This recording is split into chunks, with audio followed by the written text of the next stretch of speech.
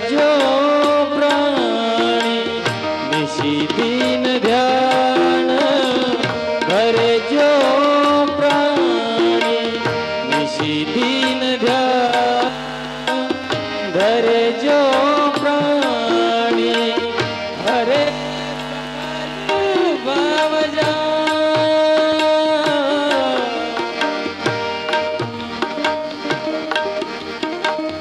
हरे सखत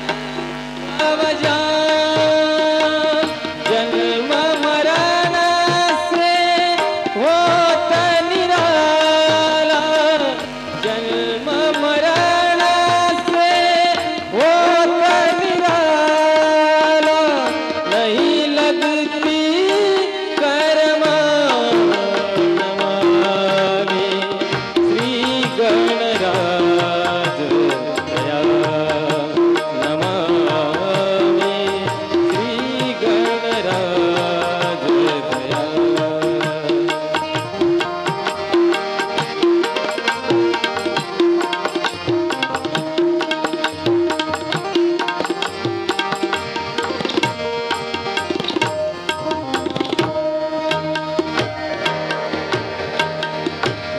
लंबोदर गज वदन मनोहर लंबोदर गज वदन मनोहर गले फूलों की माला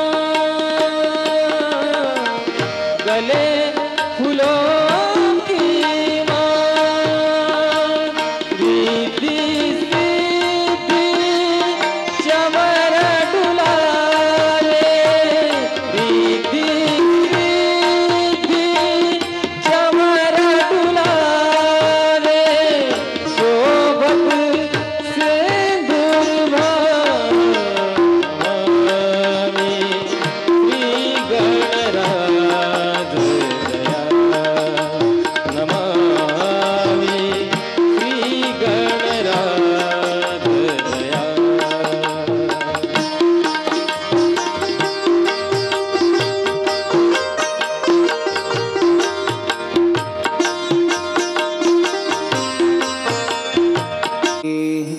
ओम जय श्री राधे थोड़ा मॉनिटर में जावा है हरि ओम जय श्री राधे हरि ओम ओम हरि ओम ओम जय श्री राधे हरि ओम ओम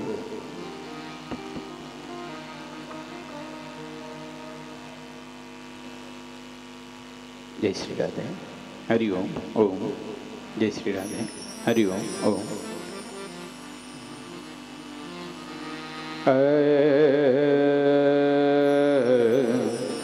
हरि ओम जय श्री राधे हरि ओम ओम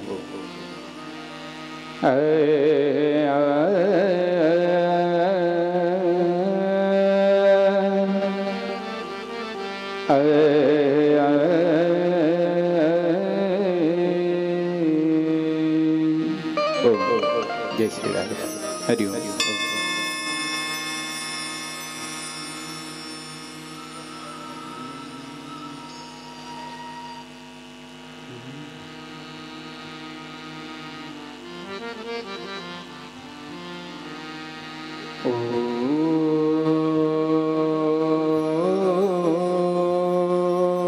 गोविंद राधे गोपाल राधे गोविंद राधे गोपाल राधे राधे राधे गोविंद गोविंद राधे राधे राधे गोविंद गोविंद राधे राधे राधे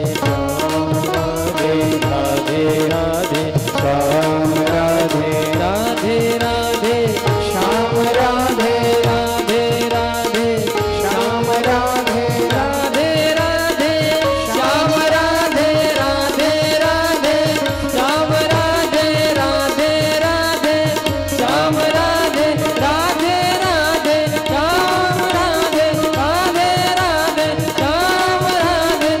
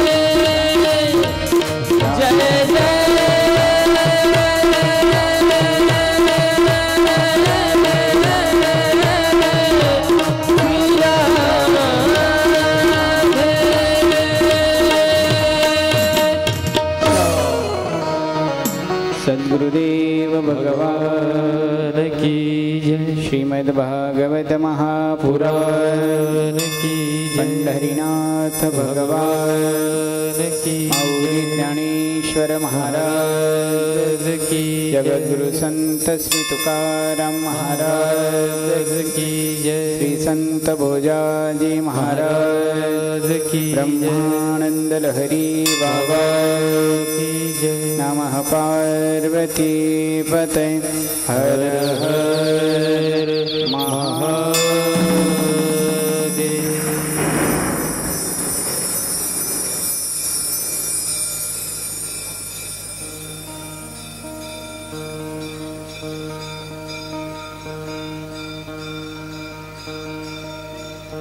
मौली महावैष्णव ज्ञानेश्वर भगवान श्री महंत तुकोबाराय महाराज, आद्य गुरु शंकराचार्य भगवान, समुपस्थित सर्व ममतामयी माता एवं सजनांनो, व्यासमंचावर विराजमान अकारण करुणावरुणालय भक्तवांच्या कल्पतरू तळिदीत विनिंदित पितांबरधारी भगवान श्री गोपाल कृष्णांची वाङ्मयी प्रतिमूर्ती श्रीमद् भागवत महापुराण, व्यासमंचावर विराजमान माता सरस्वतीच्या रूपाने नटलेला माझा वाद्यवृंद, या क्षेत्राचे क्षेत्राधीश्वर समर्थ सद्गुरु श्री संत भोजाजी महाराज, ज्यांच्या परम सानिध्यामध्ये मंगलमय कथेचं नियोजन अष्टनकर परिवारांच्या माध्यमातून या ठिकाणी होत आहे। कार्यक्रमाचं औचित्य सगळ्यांना श्रुत आहे, ज्ञात आहे। आईवडिलांच्या ऋणातून उरून होण्याकरता, उरून होणे तर शक्य नाही, तरी पण आपला भाव समर्पण करण्याकरता अष्टनकर परिवारातील सगळे बंधू, वैकुंठवासी श्री वैकुंठवासी नथुजी अष्टनकर, माता वैकुंठवासी सेवंताबाई नथुजी अष्टनकर यांच्या मंगलमय स्मृतिप्रीत्यर्थे ज्या परमपावन कथेचा शुभारंभ आज होतोय। भगवत भाव, भगवत निष्ठा, भगवत भक्ती, आई वडिलांच्या सेवेच्या माध्यमातून समर्पण करण्याचा भाव अष्टनकर परिवाराचा अतिशय सुंदर भाव आहे, ज्या भावाची सराहना केली पाहिजे। ज्ञानोबारे सांगतात, जे सकल तीर्थाची धुरे, सर्व तीर्थ केल्याचं फल ज्यांच्या चरणारविंदामध्ये प्राप्त होतं ते म्हणजे आईवडील। आणि असा सुंदर भाव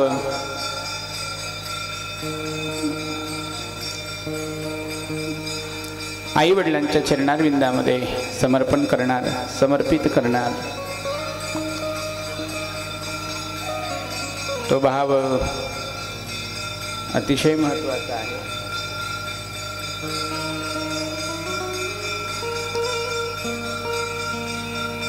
श्रीमद् भागवत महापुराण सर्व ग्रंथांचं सार, शास्त्रांचं सार, वेद उपनिषदांचं सार म्हणजे श्रीमद् भागवत कथा। सुंदर असं नामकरण श्रीमद् भागवत ग्रंथाचं केलंय। नामकरण काय? श्रीमद् भागवताची निर्मिती कशा वृत्तीने निर्माण झाली, श्रीमद् भागवत ग्रंथाची रचना कोणी केली, श्रीमद् भागवत ग्रंथाचे रचयिता कोण, श्रीमद् भागवत ग्रंथामध्ये हस्ताक्षरण कोणाचं आहे, कोणाच्या हस्ते श्रीमद् भागवताचं लिखाण झालंय, ह्या सगळ्या गोष्टी श्रुत असणे अनिवार्य आहे। पण भगवान गोपाल कृष्णाच्या ह्या परमचरित्राचं लिखाण कोणाच्या माध्यमातून झालं, या सगळ्या सकळ कथांचं चिंतन आपण करणार आहोत। तूर्त दिवस पहिला आहे आणि प्रथम दिवसामध्ये पहिल्या दिवसामध्ये भाव समर्पण करायचं आहे.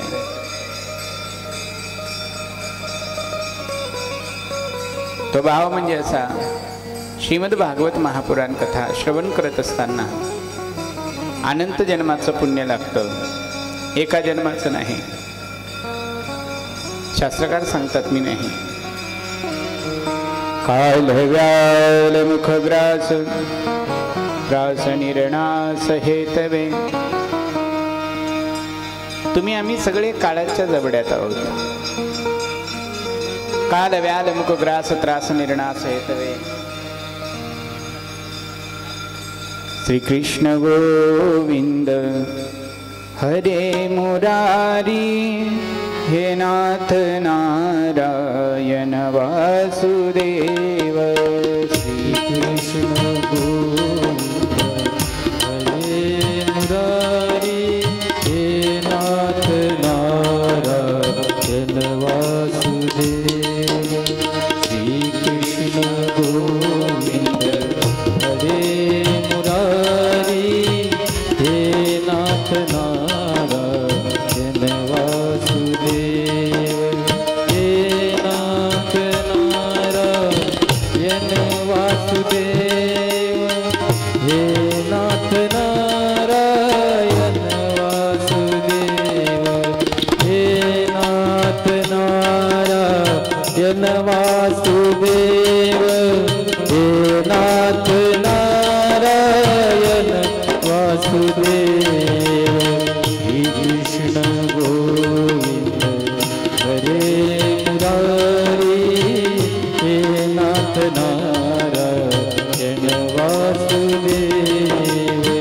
श्री कृष्ण गोविंद हरे मुरारी, हे नाथ नारायण वासुदेव. हाथ पर भाव से तालियों की सेवा करते हुए, हरिनाम संकीर्तन करते हुए बड़े भाव से जय हो. ताली.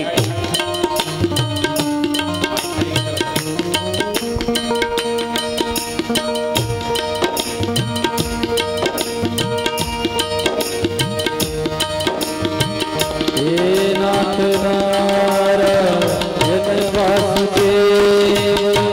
हे नाथ नारायण वासुदेव. हे नाथ नारायण वासुदेव. हे नाथ नारायण वासुदेव. श्री कृष्ण गोविंद हरे मुरारी, हे नाथ नारायण वासुदेव. श्री कृष्ण गोविंद हरे मुरारी, हे नाथ नारायण वासुदेव. सद्गुरुदेव भगवान पंढरीनाथ भगवान की. नमः पार्वती पते. हर हर महादेव. दादा माईक चालू राहू द्या, माझा पण गायकचं पण कधी काय म्हणावं लागेल सांगता येणार नाही, त्यामुळे दोन्ही माईक चालू ठेवायचे ना. इथे ते बटन बंद करतात, त्यांना जेव्हा चालू करायचं बंद करायचं, चालू राहू द्या ना. असो, तुमचं माझं भाग्य आहे. समर्थ सद्गुरू श्री बोजाजी महाराजांच्या कुशीमध्ये बसून श्रीमद भागवत कथा श्रवण करण्याचा हा सुंदर योग अष्टनकर परिवारांच्या माध्यमातून उपलब्ध झाला आहे. मी बोलत होतो, भाग्योदयेन जन्मना बहुजन्म समर्जितेन सत्संगम च लभते पुरुषो यदा वै. भाग्योदयेन जन्मना बहुजन्म समर्जितेन सत्संगम च लभते पुरुषो यदा वै. भाग्याशिवाय श्रीमद भागवत कथा श्रवण करायला प्राप्त होत नाही. तो जीव धन्य आहे जो श्रीमद भागवत कथा रसस्वादन करतो, श्रीमद भागवत कथा श्रवण करण्याकरता लालायित असतो. तो जीव भाग्यवान आहे की जो श्रीमद भागवत कथेपर्यंत पोहोचतो. अनंत जन्माच्या पुण्याने प्राप्त होणारी ही श्रीमद भागवत महापुराण कथा आहे. तुम्ही स्वतःहून कितीही तयारी करतो आणि कथा श्रवण करतो म्हटलं नाही शक्य होणार. भगवान श्री पंढरीश परमात्म्यांची कृपा, साधूंची कृपा ही अत्यावश्यक आहे. भाग्योदय त्या दिवशी होतो जो व्यक्ती सत्संगात येतो. भाग्योदयेन जन्मना बहुजन्म समर्जिते सत्संगम च लभते पुरुषो यदावे. तुम्ही आम्ही भाग्य समजतो कशाला? तुम्हाला मला वाटतं 4 पैसे आले म्हणजे भाग्यवान झालो नाही. 200 एकर जमीन आहे म्हणजे भाग्यवान झालो नाही. ऐका, बँकेत काही डिपॉझिट ठेवलेले आहेत, धन्यवाद भाग्यवान झालो नाही. धन मिळणं म्हणजे भाग्य नाही, त्याला भाग्य म्हणायचंही नाही. सुंदर पत्नी मिळाली, लोक म्हणतात महाराज भाग्याने मिळाली. बोलता तुम्ही, पण त्याला शास्त्राने भाग्य म्हटलंच नाही. मग भाग्य आहे काय? धन मिळालं म्हणजे भाग्य का? नाही. जमीन जुमला मिळाला म्हणजे भाग्यवान का? नाही. मग कोण भाग्यवान आहे? भाग्योदयेन जन्मना बहुजन्म समर्जितेन. हे कळत नसेल तर मराठीत सांगतो. जगद्गुरु तुकोबाराय महाराज सांगतात, भाग्य तरी नोहे धन पुत्र दारा निकटवास बरा संतापा. भाग्य तरी नोहे धन पुत्र दारा निकट वास बरा संतापाई. तुम्ही आम्ही भाग्यवान आहोत म्हणून संतांच्या चरणारविंदामध्ये येऊन बसलो. हे भाग्यवान तो आहे. रावणाकडे काय कमी होतं? जर पत्नी म्हणजे भाग्य म्हणाल तुम्ही, तर रावणाकडे काही पत्नींची कमतरता नव्हती. 80,000 बायका होत्या रावणाच्या. 1 लाख मुलं, 1.25 लाख नातू. धनाचा विषय 7 कोटी शुद्ध कांचनाची घरं ज्याची सोन्याची होती तो रावण. पण रावणाच्या जीवनात कुठंच लिहिलं नाही. रावण संहिता वाचली आहे मी, त्या रावण संहितेत सुद्धा लिहिलेलं नाही की रावण भाग्यवान होता. भाग्यवान तो आहे. कोण आहे? ज्यांचं भाव संत चरणारविंदात आहे. भाग्यवान तो आहे जो सतसंगाचा आस्वाद घेतो. वंदनीय राष्ट्रसंत तुकडोजी महाराजांनी सुद्धा सांगितलं आहे, भाग्यवान व्यक्ती त्याला म्हटलं पाहिजे की ज्याचा वेळ सतसंगात जात असतो. भाग्य कुणाला लाभे, भाग्य कुणाला लाभे सतगुण कार्य वेळ जातसे. भाग्य कुणाला लाभे भाग्य कुणाला लाभे सतगुण कार्य वेळ जातसे. सतगुण कार्य वेळ जातसे. भाग्य कुणाला लाभे भाग्य कुणाला लाभे.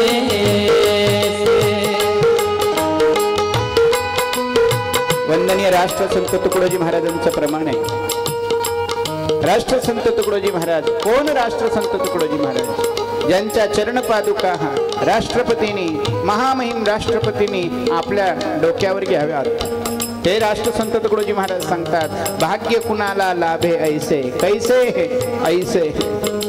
कोण असा व्यक्ती? हजारो लोक असतील, पण आई वडिलांची स्मृती.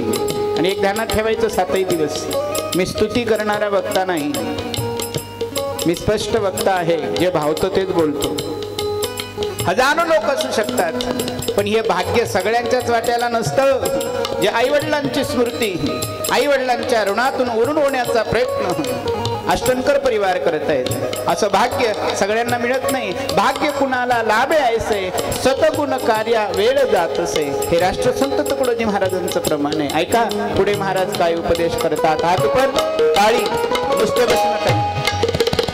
असंग्रही परित्यागी जीवन असंग्रही परित्यागी जीवन सदा सर्वदा विवेक चिंतन सदा सर्वदा विवेक चिंतन तुकड्या दासा म्हणे जा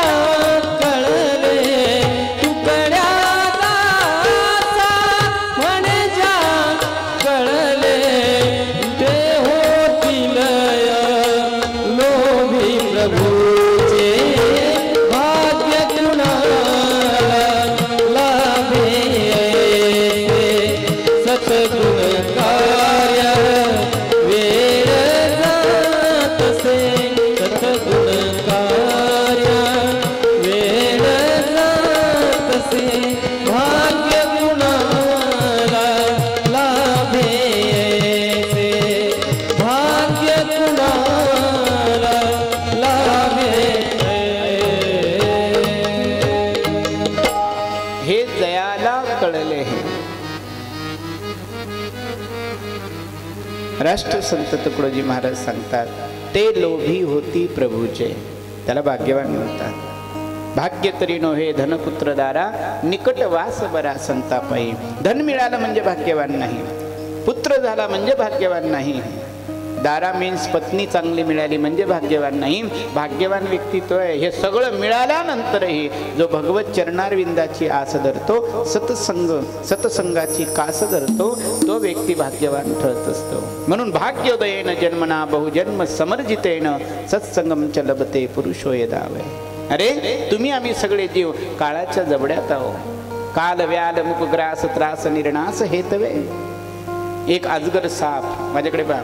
एक अजगर आणि अजगराच्या मुखात मी बसलोय. समजा हे व्यासपीठ खालचा एक जबडा आणि एक वर. त्या अजगराच्या मुखात बसलोय. माझ्याकडे पहा. मी अजगराच्या मुखात आहे. कुठपर्यंत सुरक्षित आहे? जोपर्यंत अजगराने हे आ करून ठेवलंय आणि ज्या क्षणी अजगर तोंड बंद करेल माझं रामनाम हे माझंच नाही, इथं बसलेल्या प्रत्येक जीवाचं, सृष्टीतल्या प्रत्येक जीवाचं आहे. काल व्याल मुख ग्रास त्रास निर्णास हेतवे. जोपर्यंत तो आ करून बसलाय तोपर्यंत तुम्ही आम्ही सुरक्षित आहोत. ज्या वेळेला त्याने तोंड बंद केलं रामनाम हा काल व्याल असणारा म्हणजेच अजगर स्वरूप असणारा काळ आ करून बसलेला आहे. घडोघडी काळ वाट याची पाहे अजूनही किती आहे अवकाश. तो आ करून बसलाय. कोणाकडे समय आहे महाराज? कोणाकडे वेळ आहे? म्हणून तर वेळ तुमच्या माझ्याकडे नाही. सगळे तुम्ही आम्ही काळाच्या जबड्यात आहोत. तो तोंड बंद करेपर्यंत काहीतरी करा, काहीतरी करा. काय करायचंय? लोक म्हणतील महाराज 4 मजली बिल्डिंग बांधली. बरं, लोक म्हणतील 200 एकर जमीन घेतली. याच्यातला गुंठा तुमच्या सोबत येणार नाही. 4 मजली बिल्डिंग जरी असेल तर शेवटचं ठिकाण हे टीन शेड मध्येच असतं. हे ध्यानात ठेवायचं. काल व्याल मुख ग्रास तुमचं माझं तेच आहे. श्रीमद भागवत कथा का ऐकायची? मूळ उद्देश काय भागवत कथा ऐकण्याचं? श्रीमद भागवत महापुराण ते पुराण आहे पतितांना पावन करणारं. श्रीमद भागवत महापुराण ते पुराण आहे पतितांना पावन करणारं. श्रीमद भागवत ते पुराण आहे दुःखितांचं दुःख नाहीशे करणारं. श्रीमद भागवत कथा ती कथा आहे तुमच्या माझ्या जीवनातील व्यथा दूर करणारी कथा म्हणजे श्रीमद भागवत महापुराण कथा आहे. आणि या श्रीमद भागवत महापुराणातल्या कथेचं महात्म्य पाहणं अनिवार्य आहे. महात्म्य म्हणजे कथेचं महत्त्व. कोणत्याही गोष्टीचं महत्त्व जोपर्यंत कळत नाही, ऐकून ठेवा, जोपर्यंत कोणत्याही गोष्टीचं महत्त्व कळत नाही त्या गोष्टीविषयी आपल्या अंतरंगातली आस्था निर्माण होत नाही. म्हणून सुरुवातीला पद्मपुराणांतर्गत 6 अध्याय आले आहे शिवमहापुराणामध्ये, श्रीमद भागवत महापुराणामध्ये. आता कधी कधी माझ्या मुखात शिवपुराण येईल कारण मी शिवपुराण करून येतोय. सवय झाली आहे माझ्या जीवेला. कारण जीवा पुन्हा पुन्हा त्या शिवपुराणवर धावेल. त्यामुळे कदाचित मुखातून अनावधानाने शिवपुराण निघालं की तुम्ही समजायचं महाराजांना भागवत पुराण म्हणायचं आहे. पडले वळण इंद्रिया सकळा, भावतो निराळा नाही तुझा, नाही का. म्हणून श्रीमद भागवतामध्ये 6 अध्याय आले पद्मपुराणांतर्गत. ते महात्म्याचे आहे, म्हणजे महत्त्व कोणत्याही गोष्टीचं. आता मी इथे आलो, पहिल्यांदा आलो बाबाजींच्या चरणारविंदामध्ये, पहिल्यांदा मी दर्शन केलं. तिचे पुजारी मला सांगत होते आणि अनिवार्य आहे मी जाणून घेणं, हे माझं सुद्धा कर्तव्य आहे. जाणलं नाही तर मला महात्म्य कळणार नाही. आम्ही नवीन व्यक्ती आहोत. गावाचं महत्त्व काय तुम्ही सांगितल्याशिवाय मला कळणार नाही. तसं श्रीमद भागवताचं महत्त्व काय, त्यासाठी 6 अध्याय दिले पुराणामध्ये, महत्त्व कळणार नाही म्हणून. नाहीतर मग कधी कधी होत असतं, याची किंमत खूप मोठी असते पण आपल्या लक्षात येत नसते. एक गुराखी किंवा मेंढ्या ओढणारा तो मेंढ्या चारत होता. त्याला एक सुंदर असं एक स्टोन मिळालं, एक खडा मिळाला. त्यांनी बघितलं त्याला आतून छिद्र होतं, त्याच्यात त्यांनी एक धागा टाकला. धागा टाकून तो खडा त्यांनी आपल्या मेंढीच्या गळ्यात बांधला. तिथून एक रत्नपारखी जात होता. त्यांनी बघितलं, ओहो हे तर मौल्यवान खडा दिसतोय. जवळ जाऊन बघितलं, करोडो रुपयाचा खडा आहे हा, म्हणजे हिरा आहे. त्यांनी त्या मेंढपाळांना विचारलं, अरे बाबा हे खडा बकरीच्या गळ्यात, मेंढीच्या गळ्यात? म्हणे हां. मला देशील? तुम्हाला पाहिजेत? म्हणे हां. केवढ्याला द्याल? त्यांनी सांगितलं, मी याचे 50,000 देईन तुला. मग मेंढपाळाच्या लक्षात आलं, हे जर 50,000 देते तर किमान या खड्याची किंमत काही अजून जास्त असू शकते. नाही दिलं पाहिजे. नाही दिलं त्यांनी. पहिले त्याला कळलं नाही तो खडा काय आहे ते. त्याला वाटलं मिळालं असेल काहीतरी स्टोन शेळ्या चरताना. तदनंतर गावात आणलं त्यांनी, आजनसऱ्यामध्ये. गावात प्रतिष्ठित लोकांना दाखवलं, चांगल्या लोकांना, जाणकारांना. गावात एक जाणकार चांगला होता. त्यांनी सांगितलं, म्हणे हे मी 1 लाखात घेतो. त्याला वाटलं शेतामध्ये 50,000चं, गावात आलं की हे 1 लाखाचं झालंय. त्यांनी विचार केला आणि ते खडा धरून तो हिंगणघाटला गेला. हिंगणघाटला एका ज्वेलरीच्या दुकानामध्ये गेला. त्याला विचारलं, म्हणे का रे बाबा हे खडा केवढ्याला घेशील? त्यानं सांगितलं याचे 25 लाख देईन मी. आता 1 लाखावर 25वर गेलंय ते. तो तिथून जिल्ह्याच्या ठिकाणी गेला, वर्धेला. तिथं तर त्यांनी 50 लाखाला मागितलं. त्याला वाटलं म्हणे ह्याची किंमत वाढत चालली जसे जसे गावं सोडतोय आपण. मग त्यांनी काय केलं, डायरेक्ट वर्धेवरून नागपूर गाठलं. नागपूर गाठल्यानंतर तिथं एका ज्वेलरीवाल्यांना विचारलं, म्हणे बाबा हा खडा तुम्ही केवढ्यात घेऊ शकता? त्यांनी तर 1 कोटीच किंमत केली डायरेक्ट. तो खडा घेऊन परत घरी आला. त्याला कळलं, जर नागपूरपर्यंत गेलो तर याची किंमत कोटी आहे आणि अजून काही दिवस माझ्याकडे ठेवलं तर याची किती पट किंमत वाढेल सांगता येत नाही. आता कळलं त्याला. मला सांगा, आता तो खडा, तो मेंढपाळ मेंढीच्या गळ्यात बांधन का? जोपर्यंत त्याला किंमत नव्हती तोपर्यंत तो खडा मेंढीच्या गळ्यात होता. पण आता त्याला कळलं, आता तो लॉकरमध्ये ठेवणार. तसंच हा खडा म्हणजेच श्रीमद भागवत रूपी ग्रंथ, काय याची किंमत, याच्याकरता पहिले 6 अध्याय खर्ची घातलेत. जवळजवळ 6 अध्यायामध्ये 1900 श्लोक खर्ची घातलेत. श्रीमद भागवताचं महात्म्य सांगत असताना, मैबाप श्रीमद भागवत ग्रंथ नाहीये. श्रीमद भागवत ग्रंथ पोथी नाहीये. श्रीमद भागवत ग्रंथ पुस्तक नाहीये. श्रीमद भागवत ग्रंथापेक्षा मोठा शब्द नाही, म्हणून याला ग्रंथ म्हणतात. पण भगवान शुकाचार्य परीक्षित राजांना सांगत असताना सांगतात, राजन हा ग्रंथ नव्हे, श्रीकृष्ण हा प्रत्यक्ष भगवान श्रीकृष्ण, प्रत्यक्ष श्रीकृष्ण एवही, हे भगवान गोपाल कृष्णाचं स्वरूप आहे. स्वयमेव भगवान आहे. आणि एक सांगू, जे मनात इच्छा आहे ते फक्त मांडा, ते पूर्ण करायचं काम. माझा अनुभव आहे आतापर्यंत. वयाच्या 12व्या वर्षापासून कथा करतोय मी. तेव्हापासूनचा अनुभव आहे. ज्यांनी शुद्ध अंतकरणाने नाभीतून आवाज दिला, ओटातून नाही पोटातून आवाज दिला, त्या भगवान गोपाल कृष्णाने ह्या श्रीमद भागवत स्वरूपाने ज्यांची जी मांग होती ती पूर्ण केली. पण याचा अर्थ असा नाही की तुम्ही सगळे उद्या मागायला लागा. काय मागावं काय मागू नये हे सांगेल मी कुंतीच्या प्रसंगात पुढे. पण श्रीमद भागवत ग्रंथ असा आहे, जे पाहिजे ते देतो. ऐका, जे तुम्ही मागाल ना, मागितलं ते देतो, पण काहीच जर नाही मागितलं ना, जे तुम्ही नाही मागितलं तेही सुद्धा तुम्हाला प्रदान करतो. हे मुक्ती भुक्ती प्रदान करणारा ग्रंथ म्हणजे श्रीमद भागवत महापुराण आहे. म्हणून याची सुरुवात खूप गमतीदार झालेली आहे. रचना कशी झाली, कोणी निर्माण केलं, कोणाच्या हाताचे अक्षर आहेत, हे सगळं मी उद्याच्या सत्रात सांगेल. पण आज पहिल्यांदा त्या ग्रंथाचं महत्त्व समजू. धीरे धीरे जसे जसे तुम्ही 7 दिवस या ग्रंथाचं सत्संग कराल, जशी जशी ही कथा श्रवण करत जाल, आपोआपच एक एक पडळ खुडलत जातील. जसं धुंदुकारीचा उद्धार करण्याकरता सप्तग्रंथी मोकळ्या झाल्या, त्या सप्तग्रंथी आमच्यातच आहे. तो धुंदुकारी दुसरा कोणी नाही, तर बसलेला प्रत्येक जीव धुंदुकारी आहे. या सप्तग्रंथी ज्यांना सोडून घ्यायच्या आहेत त्यांनी 7 दिवस श्रीमद भागवत कथेत बसायचं आहे. फक्त श्रवणाचे मिसे बैसावे येऊनी, श्रवण करण्याच्या निमित्ताने येऊन बसा, बाकी काहीच करायची गरज नाही. म्हणून महात्म्यातला पहिला श्लोक आहे, अतिशय सुंदर आहे. सच्चिदानंद रूपाय विश्वोत्पत्त्यादि हेतवे तापत्रयीय विनाशा श्री कृष्णाय वयं नमः. पहिल्या श्लोकात महात्म्याच्या वर्णन करतात. सच्चिदानंद रूपाय विश्वोत्पत्त्यादि हेतवे तापत्रय विनाशाय श्री कृष्णाय वयं नमः. हे महात्म्यातलं मंगलाचरण आहे. मंगलाचरण का करावं इतकी सविस्तर व्याख्या नाही करणार आज मी. पण मंगलाचरण काय, कोणत्याही कार्याचं निर्विघ्नपणे ते कार्य पार पडावं म्हणून ग्रंथारंभी कार्यारंभी केलेलं स्तवन चिंतन मनन याला मंगलाचरण म्हणतात. आणि केलंही पाहिजे. जो व्यक्ती कार्यारंभी मंगलाचरण करतो, आपली परंपरा राहिलेली आहे, आपली संस्कृती राहिलेली आहे.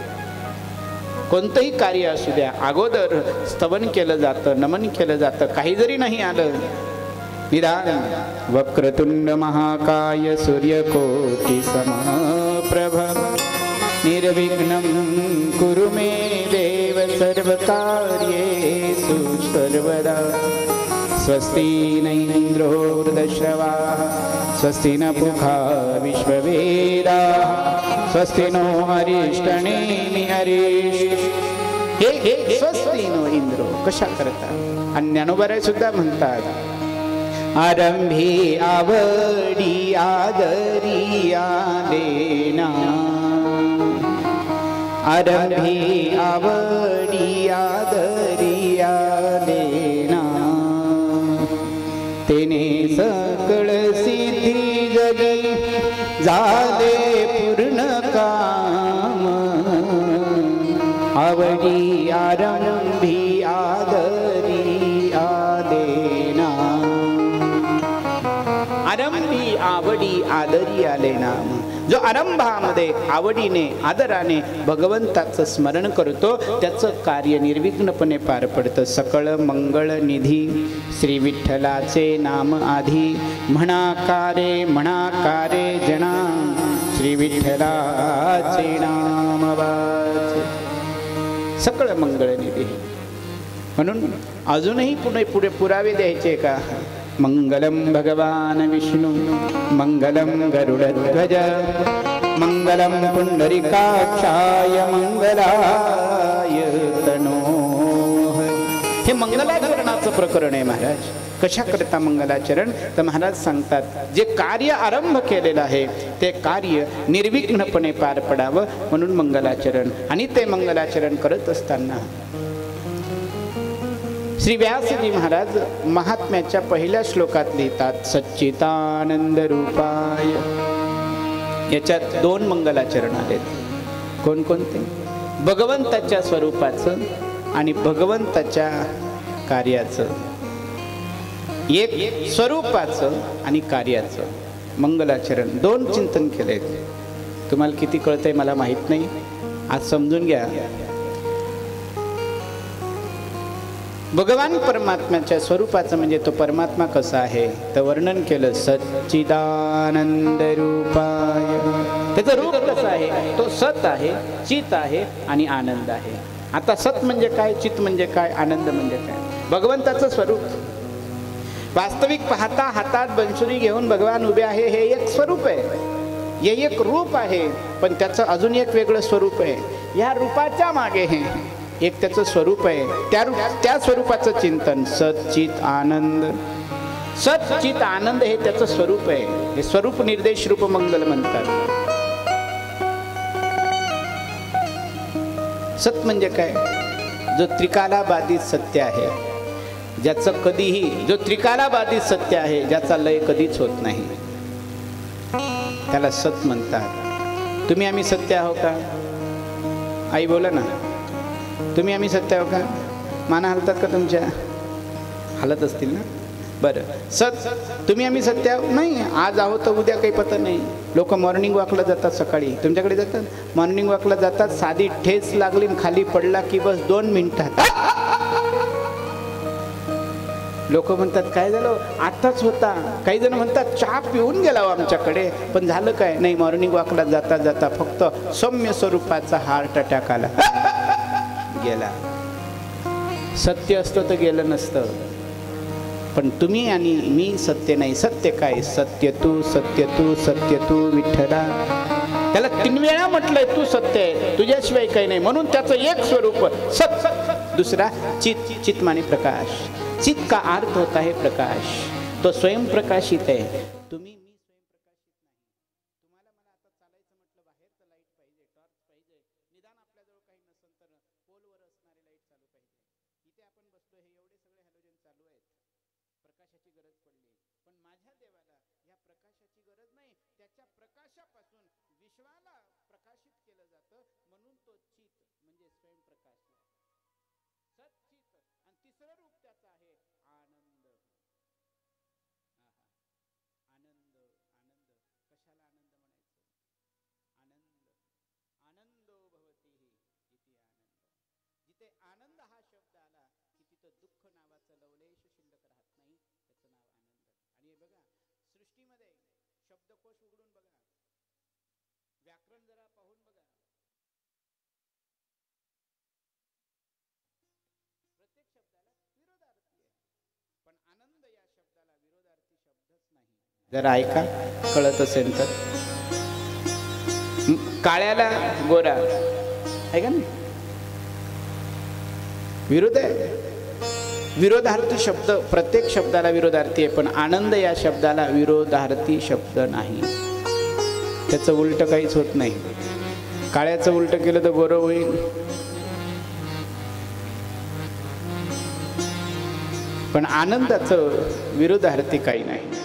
एकाने मला सांगितलं, असंच सभेत उठला आणि म्हणे, महाराज थांबा, आनंदाला सुद्धा विरोधार्थी शब्द भेटलाय. म्हटलं कोणता? म्हणे आनंदाला विरोधार्थी शब्द आहे निरानंद.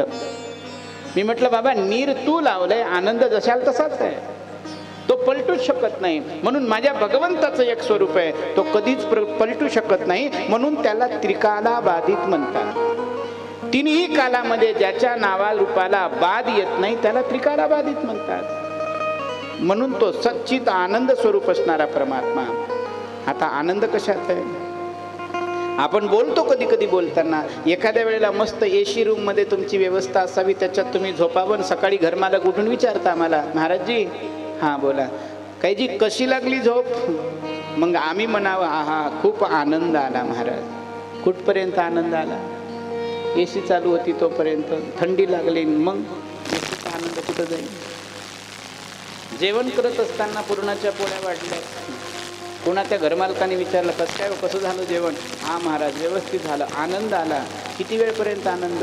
संध्याकाळी भूक लागेपर्यंत. जर आनंद असता त्यात तर पुन्हा भूक लागली नसती. आनंद असता AC मध्ये तर थंडी पडल्यावरती चालू केली, बंद केली नसती. महाराज म्हणतात, ज्याच्यात तुम्ही आनंद शोधत आहात ना, ते आनंददायी तुम्हाला वाटतंय, पण ते आनंददायी नाही. आनंदाच्या मागे दुःख दडलेलं आहे. ज्याला तुम्ही आनंद नाही, ही गोष्ट केल्यावर मला आनंद मिळेल, आणि तुम्ही ज्या आनंदाच्या शोधात आहात ते आनंद म्हणजे क्षणभंगूर आहे, क्षणाचा आहे, काही वेळेचा आहे, काही निमिषाचा आहे, काही मिनिटाचा आहे, काही तासाचा आहे, काही दिवसाचा आहे.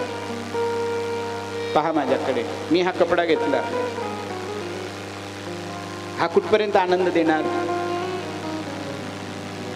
याला मी सतत 6 महिने जर वापरलेत, 6 महिने सतत काढलंच नाही अंगातून, मला वाटत नाही मंडपात एक तरी येऊन माझ्याजवळ बसून म्हणून. का? हे आनंद आता देतंय. पण जर हा कायम आनंद देणारा असता तर नंतर जवळचे माणसं लांब गेले नसते. म्हणजे याच्यावरून तुम्ही अनुमान लावा. माझ्याकडे प्रमाण दृष्टांत खूप आहे, पण वेळ भरपूर झाला आहे.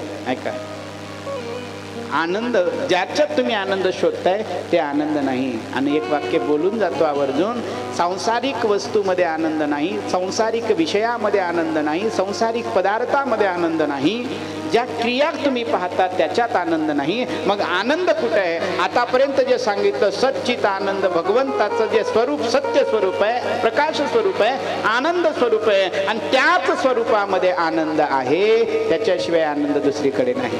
तुझ्या स्वरूपी सदा आनंद, तुझ्या स्वरूपी सदा आनंद, तुझ्या स्वरूपी सदा आनंद, अनुभवती संत स्वच्छंद, अनुभवती संत स्वच्छंद, तुझ्या स्वरूपी सदा आनंद, तुझ्या स्वरूपी सदा आनंद.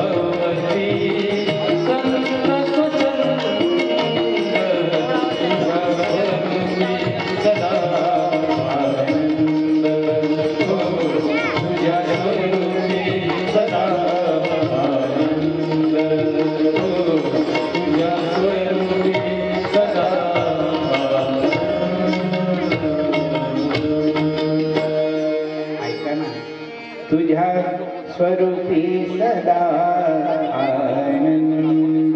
कोणाच्या? तुझ्या. दोन अर्थ याचे. एक, तुझ्या म्हणजे देवाच्या. तुझ्या स्वरूपी सदा आनंद, अनुभवती संत स्वच्छंद, तुझ्या स्वरूपी सदा आनंद. एक देवाच्या स्वरूपामध्ये, आणि दुसरा अर्थ तुझ्या स्वरूपी सदा आनंद. प्रत्येकाचं स्वरूप आहे, तुमचं सुद्धा स्वरूप आहे. तुझी आहे तुझ पासी, परी तू जागा चुकलासी. जे आनंदाचं स्वरूप तुमच्या जवळ माझ्याजवळ आहे, पण ते विसरलो. तुझ्या स्वरूपी सदा आनंद. आपल्याकडे सदा आनंद असणारं स्वरूप आहे, परंतु ते स्वरूप पाहण्याचा चष्मा आपल्याकडे नाही. आणि तो चष्मा सद्गुरू प्रदान करत असतात. तो चष्मा जर का एकदा श्री संत भोजाजी महाराजांनी कृपावलोकने करून दिला, आपोआपच तुझं स्वरूप कळायला लागतं. महाराज सांगतात, आनंदाचे डोही आनंद तरंग. आनंद तिथं आहे, तिथं नुसता आनंद नाही, आनंदाचा डोहच आहे महाराज. आणि मग आनंदाच्या डोहामध्ये फक्त खडा टाकून पहा, त्याच्या लहरी आपोआप अशा हेलकावे यायला लागतात. सांगू, आनंदाच्या लहरीपर्यंत आम्ही पोहोचलोच नाही. आम्ही कधी अभिलाषाच केली नाही की नाही ते सुख आमच्यात आहे, हो तुमच्यात आहे. तुझी माझी वस्तू पिंडामध्ये कोण्या ठिकाणी, ऐकचा तुरा तिला सांगतो सद्गुरूची वाणी. तुझी माझी वस्तू पिंडामध्ये कोण्या ठिकाणी. ती वस्तू आनंदाची ती आहे. वस्तू ते ओळखा सांडारे कल्पना, झनी आडराना जाऊ नका. झनी दाल कोटे बुडवाल हित, विचारी मनात आपुलिया.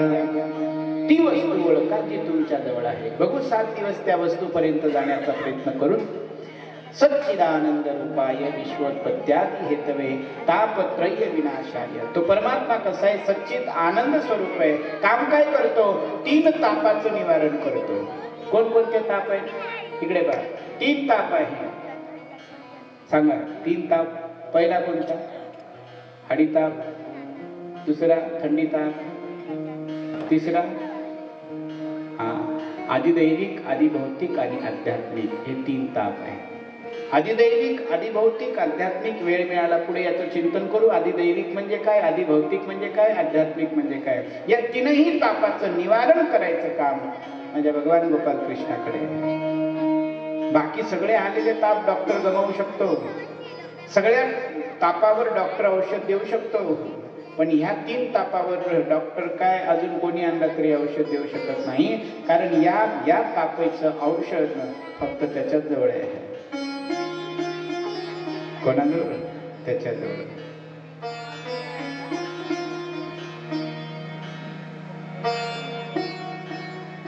मग तो कोण आहे महाराज? मग 3 तापाचं निवारण करणाऱ्या देवाचं नाव काय आहे? तर त्याचं नाव पुढे दिलं अर्ध्या पदामध्ये, श्रीकृष्णाय वयं नमः. जो सच्चिदानंद स्वरूप असणारा परमात्मा, 3 तापाचं निवारण करणारा परमात्मा, त्या परमात्म्याचं नाव आहे श्रीकृष्ण. आणि त्या श्रीकृष्ण परमात्म्याला वंदन. श्रीकृष्णाय वयं नमः. पहिल्या श्लोकामध्ये अशा भगवान श्रीकृष्णाला वंदन केलं आणि दुसऱ्या श्लोकामध्ये भगवान श्री शुकदेवजी महाराजांना वंदन केलं. कोण शुकदेव? जे शुकदेवजी महाराज परीक्षित राजेंना कथा सांगणारे, त्या परीक्षित राजेंना कथा सांगणाऱ्या सद्गुरू महाराजांचं स्तवन दुसऱ्या श्लोकात आलं. सुंदर चिंतन आहे. यम प्रवजन्तमनुपेतमपेत कृत्यं द्वैपायनो विरह कातर आजुहाव. पुत्रेति तन्मये तया तरोभिनेदु तं सर्वभूतहृदयं मुनिमानतोऽस्मि.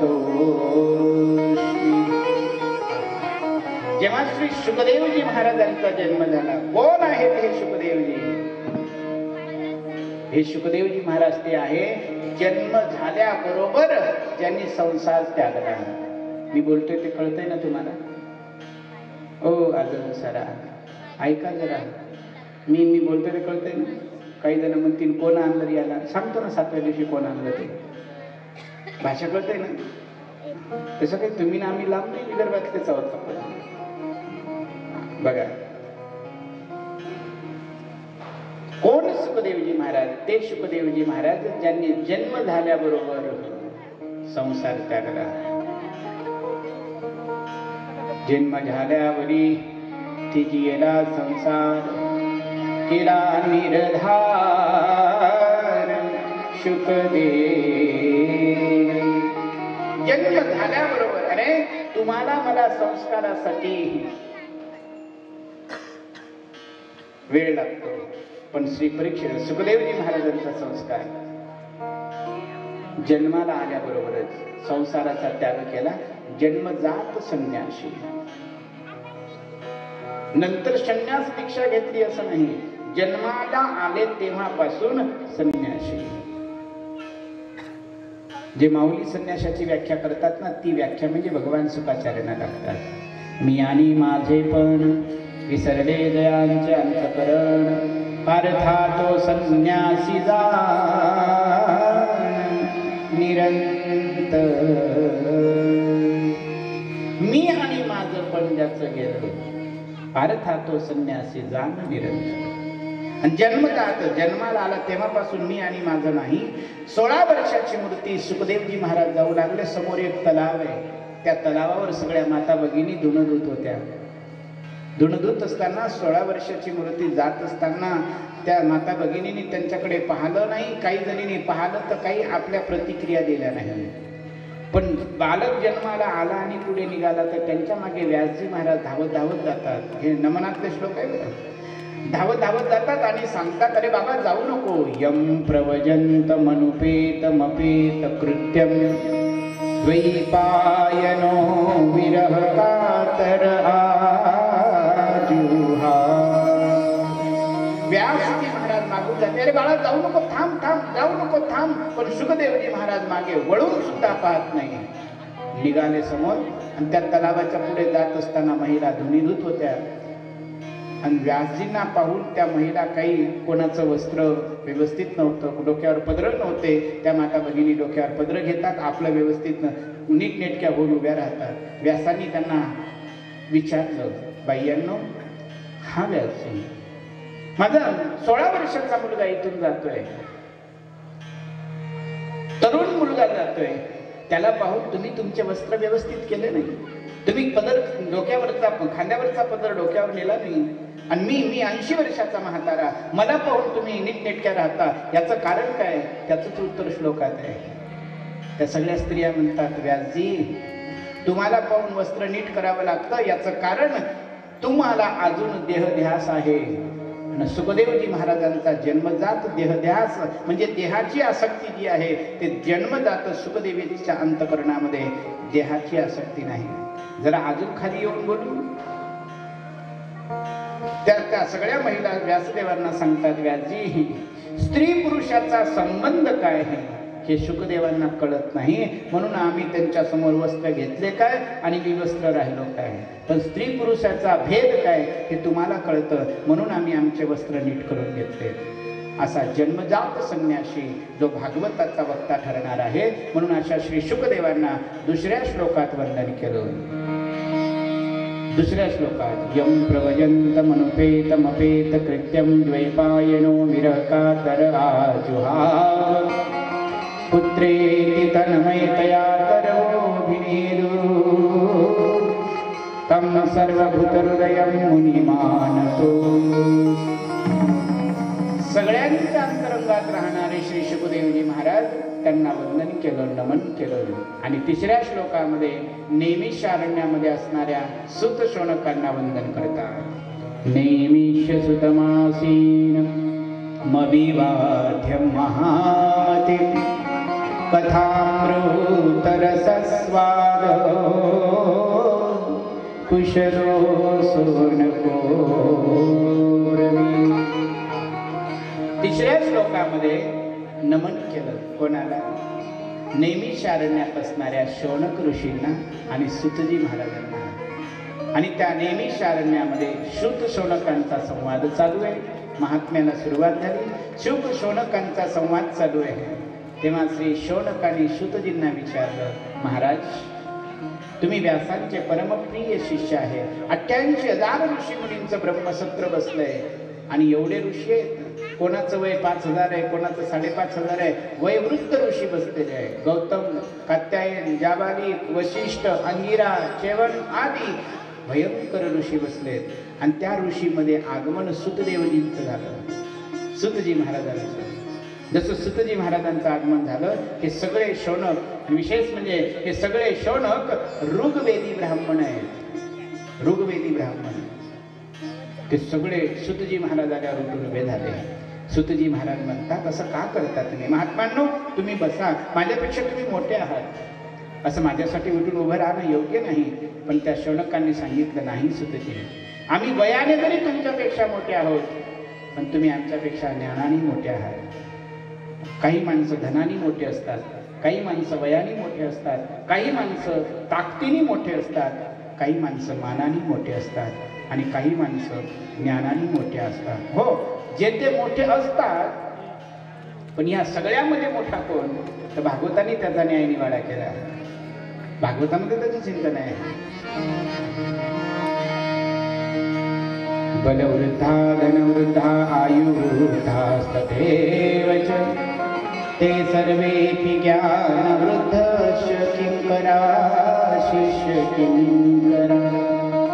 काही माणसं बलाने मोठे आहेत, म्हणजे ताकदीने मोठे आहेत, काही माणसं धनाने मोठे आहेत, काही माणसं वयाने मोठे आहेत. पण शास्त्र सांगतं ते सर्वेपी ज्ञानवृद्धश्च, या सगळ्यापेक्षा मोठा तो असतो जो ज्ञानी आहे. ज्ञानीनाम अग्रगण्य, जो ज्ञानी आहे तो सगळ्यापेक्षा मोठा आहे. लहान मुलगा जरी असेल ज्ञानीच आहे. आता ज्ञानी म्हणजे काय, कोणाला म्हणायचंय? 4 पुस्तकं पाठ केले, 2-4 ग्रंथ पाठ केले म्हणजे ज्ञानी झाला का? नाही.